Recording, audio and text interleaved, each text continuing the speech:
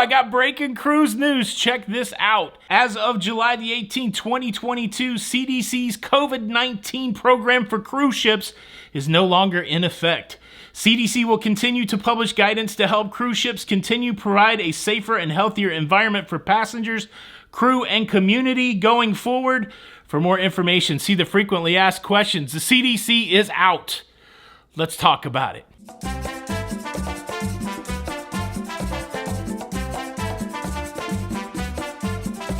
Hey, what's up, everybody? Welcome to the Cruise Show. I am your host, Tony, here with the latest breaking cruise news. And that's it. The CDC is out.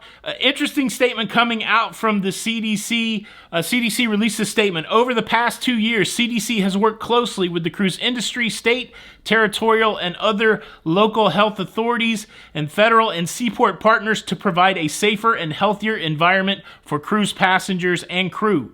CDC has determined that the cruise industry has access to the necessary tools, e.g., cruise-specific recommendations and guidance, vaccinations, testing instruments, treatments, modalities, and non-pharmaceutical interventions to prevent and mitigate COVID-19 on board. Therefore, CDC's COVID-19 program for cruise ships is no longer in effect as of today. Going forward, the CDC will continue to publish cruise-specific guidelines so cruise ships can continue to provide a safer and healthier environment for crew, passengers, and communities.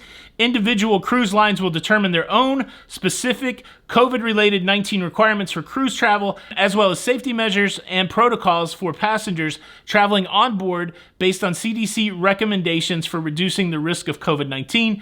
Cruise travelers should contact their cruise line directly. It goes on to say, while cruising poses some risk of COVID-19 transmission, travelers can make their own risk assessment when choosing to cruise, much like they do in other settings. CDC continues to recommend that cruise travelers remain up to date with their COVID-19 vaccines and get tested before and after they cruise and after any known exposure to a person with COVID-19. CDC also continues to recommend mask wearing in indoor travel settings. Wow, I did not think that July the 18th, 2022 would be the day that the CDC completely gets out of the cruise business.